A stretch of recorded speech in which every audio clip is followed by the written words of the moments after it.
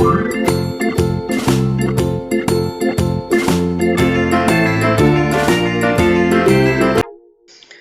semua, pada kesempatan kali ini kita akan bertemu lagi di pertemuan yang ketiga. Kita akan membahas tentang siklus hidup produk atau product life cycle. Nah, di sini kita akan membahas tentang strategi siklus hidup produk ya. Nah, di sini kita akan membahas tentang strategi ya. Jadi strategi yang kita gunakan dalam siklus hidup produk ya. Yang pertama adalah kita di produknya ya, kita di tahap perkenalan kita harus tawarkan produk dasarnya. Kemudian kita di masa pertumbuhan tawarkan perluasan produk dan pelayanan jaminan. Jadi di tahap perkenalan kita tawarkan terlebih dahulu, kemudian di tahap pertumbuhannya ya.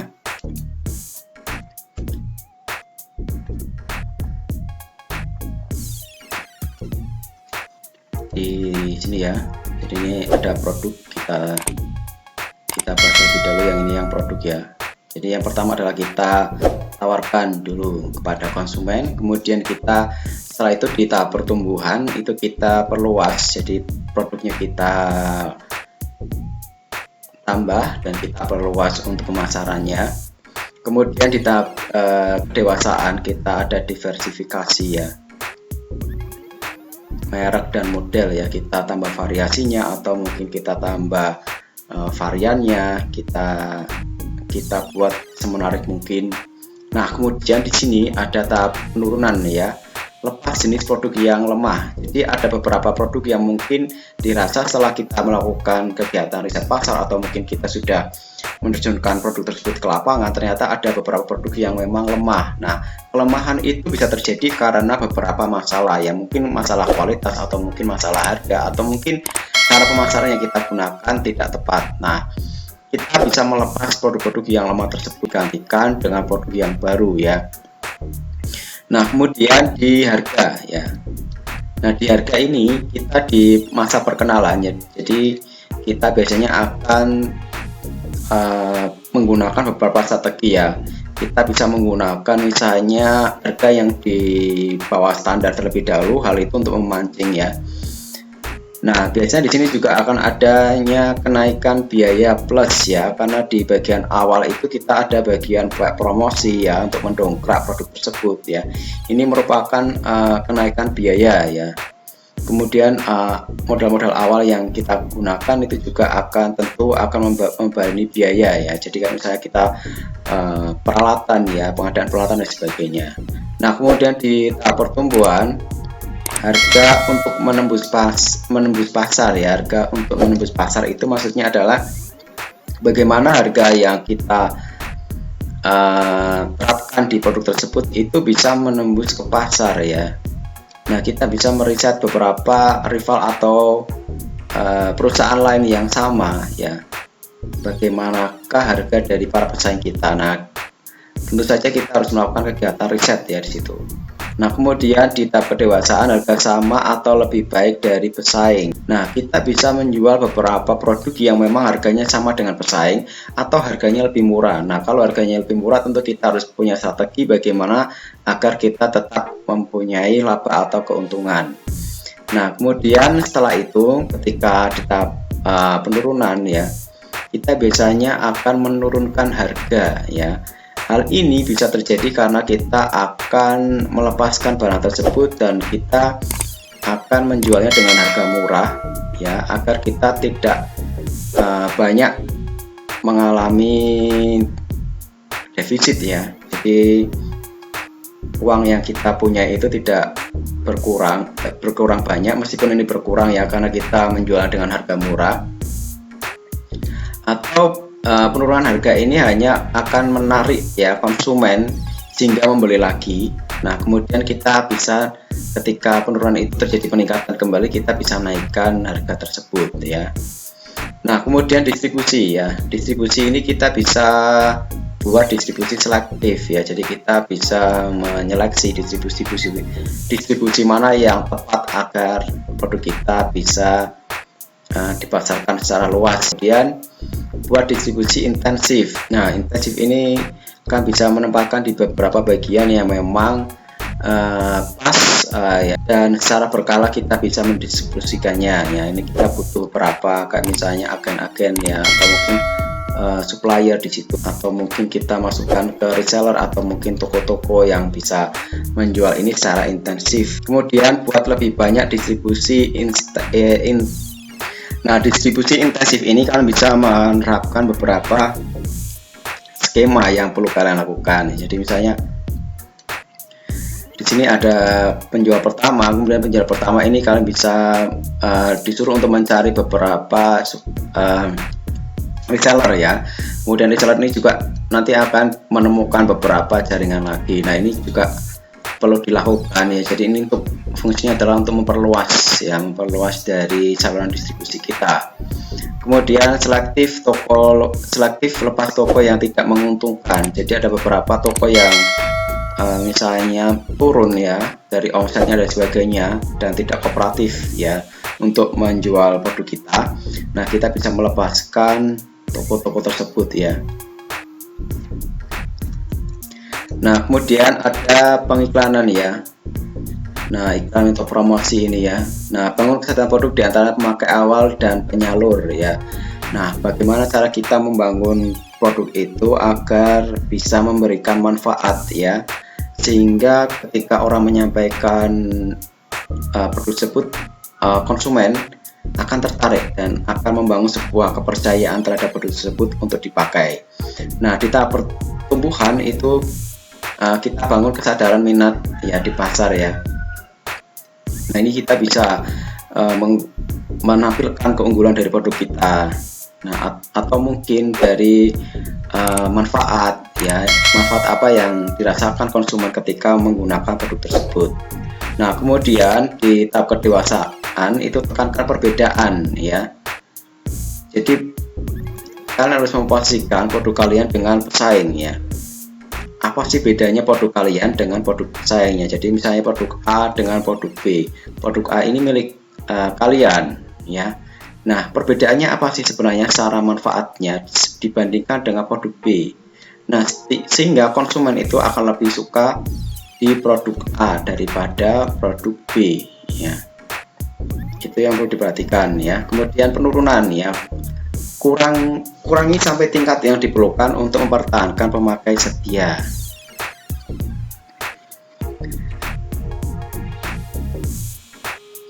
Nah, kalian bisa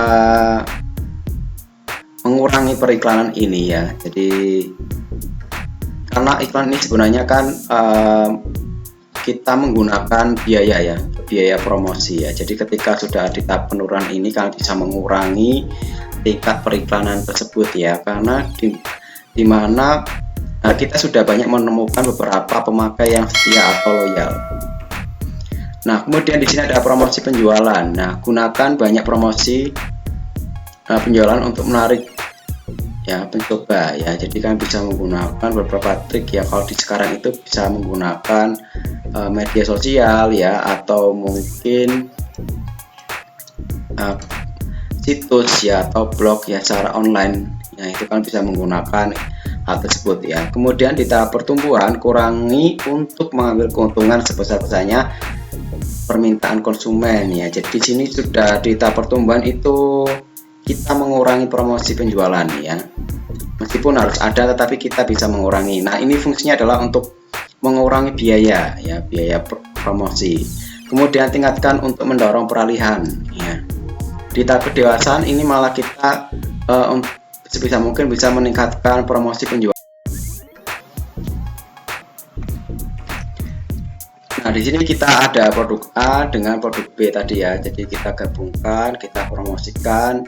Jadi produk A ini juga sebagai bahan peralihan produk baru ya, yang kita dorong melalui produk yang lama. Ya, ini fungsinya adalah ketika produk A ini sudah mengalami penurunan, nah produk B ini adalah sebagai penggantinya yang bisa kita gunakan sebagai produk yang akan kita jual di selanjutnya, di tahap selanjutnya. Nah, kemudian strategi pemasaran dalam tahap perkenalan, yaitu di sini ada beberapa strategi ya yang bisa kita gunakan. Yang pertama adalah strategi peluncuran cepat ya, kemudian ada strategi peluncuran lambat, kemudian ada strategi penetrasi lambat, kemudian juga ada strategi di sini penetrasi cepat ya.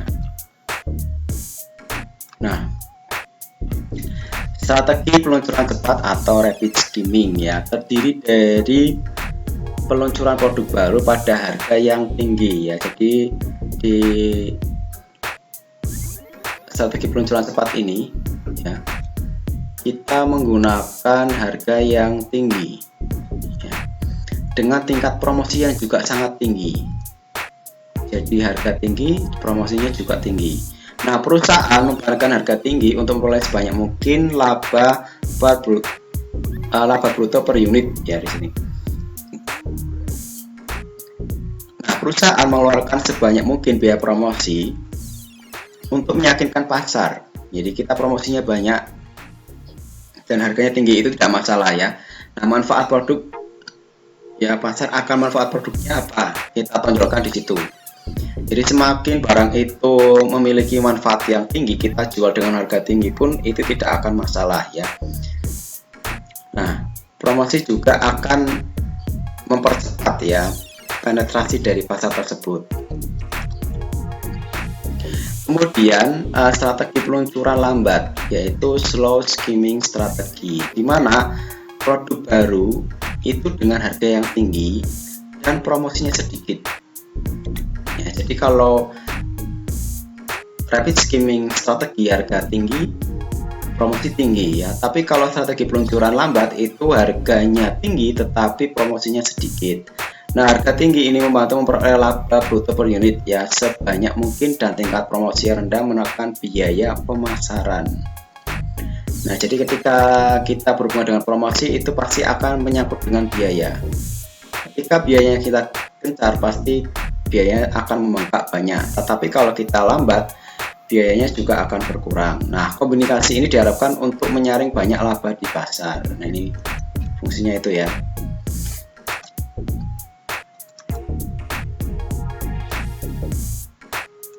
Nah, selanjutnya adalah strategi penetrasi ya, penetrasi cepat ya, atau rapid penetration strategi ya, berupa peluncuran produk dengan harga yang rendah, karena penetrasi itu rendah dengan biaya promosi yang besar ya. Jadi kita harganya sangat rendah sekali. Ketika kita jual produk A, ini harganya kok rendah sekali, tetapi kita membutuhkan biaya promosi yang tinggi. Nah, ini akan strategi ini akan menjadikan penetrasi pasar yang paling cepat dan pangsa pasar paling besar ya. Jadi karena harganya rendah itu biasanya orang akan lebih tertarik dibandingkan ketika kita membeli barang yang baru tetapi harganya mahal.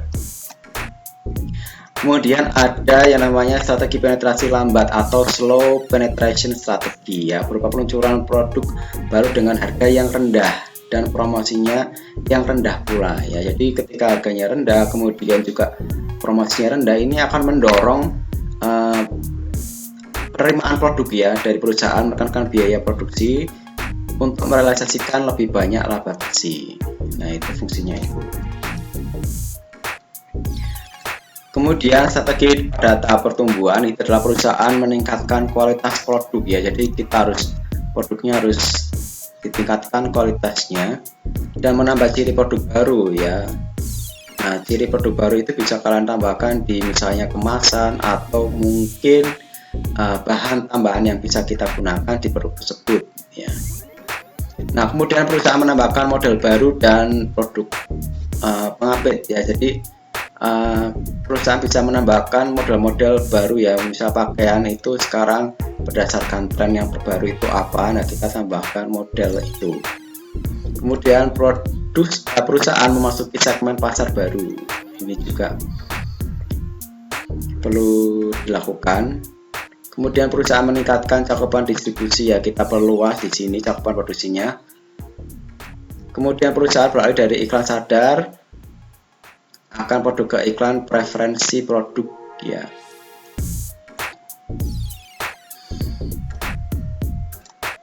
Kemudian perusahaan menurunkan harga untuk menarik pembeli yang sensitif harga. Jadi ada beberapa orang yang kalau sudah melihat harga yang mahal itu mereka akan sensitif dan tidak akan membelinya. Tetapi kalau kita menjual dengan harga yang rendah itu biasanya orang dengan sensitif harga yang cukup tinggi itu biasanya mereka akan cepat membeli. Nah, tahap kedewasaan ini ada modifikasi, jadi kita bisa melakukan modifikasi pasar. Nah, ini fungsinya adalah untuk memperluas pasar. Kita bisa memodifikasi. Nah, perusahaan meningkatkan pemakaian merek dengan 3 hal ya. Yang pertama adalah mengubah orang, bukan pemasar atau non-user. Nah, perusahaan dapat mencoba menarik orang yang belum menggunakan produknya. Yang kedua adalah masuk segmen pasar baru. Nah, perusahaan dapat mencoba masuki segmen yang baru, baik dari segi geografis atau mungkin demografis. Nah, yang ketiga adalah menangkap pelanggan pesaing, ya. Perusahaan dapat menarik pelanggan pesaing untuk mencoba atau memakai merek itu. Kemudian ada tahap kedewasaan.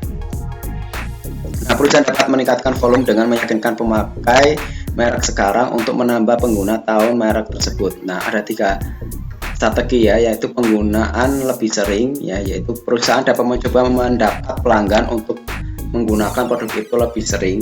Yang kedua adalah lebih banyak penggunaan peristiwa per peristiwa, yaitu perusahaan dapat mencoba menarik pemakai untuk menggunakan lebih banyak produk pada setiap peristiwa. Kemudian yang ketiga adalah pengguna baru dan lebih bervariasi. Nah, perusahaan dapat mencoba menemukan penggunaan baru dari produk dan meyakinkan pemakai untuk menggunakan produk itu dengan cara yang lebih bervariasi. Nah, kemudian di sini juga ada modifikasi produk ya di tahap kedewasaan. Nah, strategi mengembangkan kualitas ya bertujuan untuk meningkatkan kinerja fungsional produk seperti daya tahannya, kemudian juga ada keandalan dan kecepatan serta rasa. Kemudian juga strategi pengembangan ciri bertujuan untuk menambahkan strategi baru seperti ukuran, berat, bahan tambahan, aksesoris yang mungkin yang memperluas ya karena dalam produk ada keamanan dan kenyamanan. Kemudian yang ketiga adalah strategi pengembangan gaya bertujuan untuk meningkatkan penampilan estetis dari suatu produk. Nah, strategi pemasaran tahap kedewasaan ya, yaitu ada modifikasi bauran pemasaran.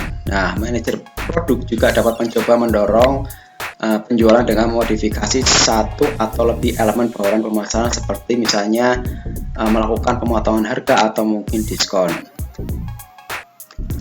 Nah, kemudian di tahap penurunan, strategi yang bisa kita lakukan adalah meningkatkan investasi perusahaan untuk mendominasi atau memperkuat posisi kompetitif ya, jadi persaingannya. Kemudian mempertahankan tingkat investasi perusahaan sampai ketidakpastian mengenai industri terpecahkan ya. Jadi kita harus mempertahankan tingkat investasi perusahaan ya. Kemudian mengurangi tingkat investasi perusahaan secara selektif ya, yaitu dengan melepas kelompok dengan pelanggan yang tidak menguntungkan ya. Jadi beberapa investor yang tidak menguntungkan kita. Nah, selanjutnya adalah menuai atau memeras investasi perusahaan untuk memperoleh kas cepatnya. Kemudian lepaskan bisnis itu secepatnya dengan menjual asetnya semenguntungkan mungkin ya.